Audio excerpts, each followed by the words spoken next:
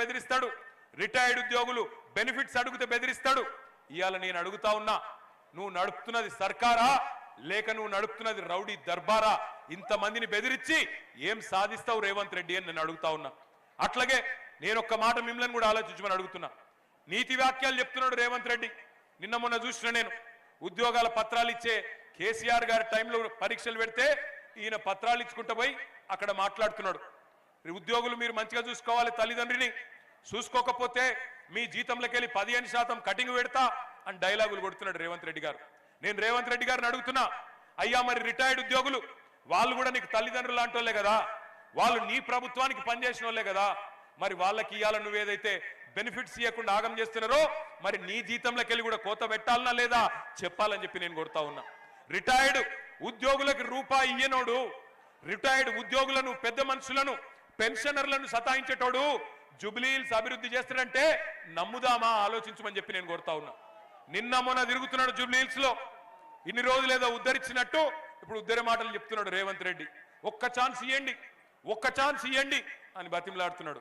నీకు ఒక్క ఛాన్స్ ఇచ్చినందుకే కదా రాష్ట్రాన్ని దివాలా తీయించినావు, నీకు ఒక్క ఛాన్స్ ఇచ్చినందుకే కదా 700 మంది రైతులు ఆత్మహత్యలు చేసుకున్నట్టు చేసినావు, నీకు ఒక్క ఛాన్స్ ఇచ్చినందుకే కదా 161 మంది ఆటో డ్రైవర్లు ఆత్మహత్యలు చేసుకునే పరిస్థితి తెచ్చినావు, నీకు ఒక్క ఛాన్స్ ఇచ్చినందుకే కదా కేసీఆర్ గారి టైంలో అద్భుతంగా నడిచిన 1000 గురుకుల పాఠశాలలు ఇవాళ మూలకు పడే పరిస్థితి తెచ్చినావు, నీకు ఒక్క ఛాన్స్ ఇచ్చినందుకే కదా 100 మంది గురుకుల విద్యార్థులు ఆత్మహత్య చేసుకునే పరిస్థితి తెచ్చినావు, నీకు ఒక్క ఛాన్స్ ఇచ్చినందుకే కదా ఇవాళ హైదరాబాద్ లో రియల్ ఎస్టేట్ నాగం చేసినావు, ఇవాళ నీకు ఒక్క ఛాన్స్ ఇచ్చినందుకే కదా హైడ్రా పేరు మీద మొత్తం బస్తీలలో ఉండే ఇల్లు గులగొడుతున్నావు, నీకు ఒక్క ఛాన్స్ ఇచ్చినందుకే కదా రాష్ట్రం ఇవాళ ఉరుకులు పరుగుల మీద పెరుగుతున్న రాష్ట్రాన్ని ఆఖరి స్థానంలో నిలబెట్టినావు.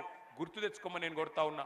ఇందిరమ్మ రాజ్యం, ఇందిరమ్మ రాజ్యం, నా కోట్లేయండి నా కోట్లేయండి అని చెప్పి, తులం బంగారం అని చెప్పి, నెలకు 2,500 అని చెప్పి, 4,000 పెన్షన్లు అని చెప్పి, వికలాంగులకు 6,000 పెన్షన్లు అని చెప్పి అందరినీ మోసం చేసి ఆఖరికి ఇందిరమ్మ రాజ్యం అంటే ఇండ్లు గులగొట్టుడే ఇందిరమ్మ రాజ్యం అన్నట్టు దుర్మార్గంగా వ్యవహరిస్తున్న మాట వాస్తవం కాదా? ఒక్కసారి మీరు కూడా చూడండి ఏ రకంగా హైడ్రా భూతం ఇవాళ గరీబోళ్ళ ఇండ్లు గులగొడుతున్నదో ఒక్కసారి చూడమని చెప్పి నేను కోరుతా ఉన్నా.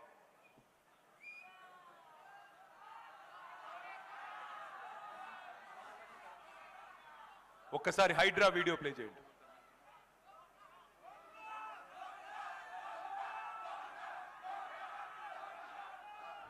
ఇచ్చేది వాళ్ళు, కూల్చేది వాళ్ళు, చంపేది కూడా వాళ్ళైతే బాగుంది, చంపేది నీకు వదిలిపోద్ది. జబ్బు సార్ మమ్మల్ని కొట్టి చంపేసే సార్, ఇక చంపేయండి సార్.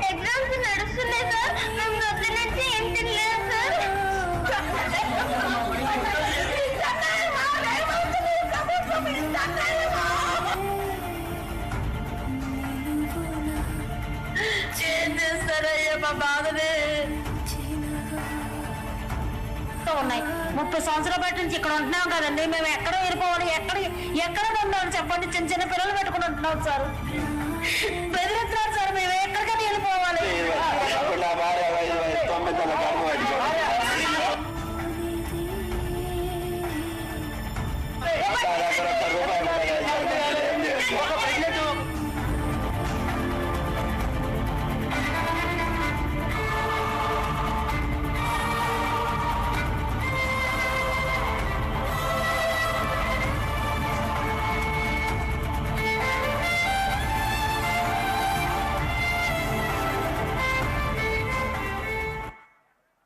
ఒక్క మాట దయచేసి ఆలోచించమని అడుగుతున్నా. మీ కళ్ళతో మీరే చూసింది, గరీబోళ్ళనేమో ఇంట్లల్లో ఉండేటోళ్లను గుంజుకొచ్చి బయటికి గుంజుకొచ్చి బుల్డోజర్తో నీళ్లు కొట్టి పారేస్తున్నారు. ఆఖరికి పిల్లలు పుస్తకాలు తీసుకుంటాం, వాటర్ బాటిల్ తీసుకుంటామంటే కూడా మెడలు పట్టి నూకి వాళ్ళని ఏడిపించుకుంటా బయటికి గుంజుకొచ్చి ఇవాళ ఈ పరిస్థితి తెచ్చింది. 2 ఏళ్ళైంది ప్రభుత్వం వచ్చి. నేను ఒక్క మాట అడుగుతున్నా, గరీబోళ్లకు మాత్రమే ఉంటుందా హైడ్రా? గరీబోళ్లను మాత్రమే కొడుతుందా హైడ్రా బుల్డోజర్? పెద్ద పెద్దోళ్ళని కొట్టదా? రేవంత్ రెడ్డి అన్న దుర్గం చెరువులో ఆయన ఇల్లున్నది, దుర్గం చెరువు FTL లోపల ఉన్నది, దాన్ని మాత్రం పోదు హైడ్రా. పట్నం మహేందర్ రెడ్డి ఇల్లు తాలాబ్ మధ్యలున్నది, అక్కడికి మాత్రం పోదు హైడ్రా. మంత్రులు పొంగులేటి శ్రీనివాసరెడ్డి, మంత్రులు వివేకు వాళ్ళ ఇల్లు చెరువులల్లుంటే అక్కడికి పోదు హైడ్రా. కానీ ఇగో ఈ గరీబోళ్ళ ఇళ్లకు పోయి వాళ్ళ ఇళ్లకెళ్ళి బయటికి గుంజి ఈ 2 ఏళ్లలో ఎన్ని వేల ఇండ్లు కూలగొట్టిండో రేవంత్ రెడ్డి ఒక్కసారి యాద్ తెచ్చుకోండి. నేను ఇక్కడ ఎల్లారెడ్డి గూడలో ఉండే మా అన్నదమ్ములను మా ఆడబిడ్డలను ఒకటే కోరుతున్నా, ఈ పోటీ ఆషామాషి పోటీ కాదు, ఇదేదో మామూలుగా ఆల్తు ఫాల్తు ఎలక్షన్ కాదు. ఈ ఎలక్షన్ లో పోటీ జరుగుతున్నది కారుకు బుల్డోజర్ కు.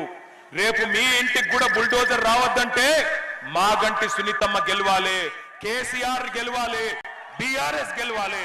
లేకపోతే రేపు మీ ఇంటికి బుల్డోజర్ వస్తే అడిగేటోడు ఉండడు, కాపాడేటోడు ఉండడు.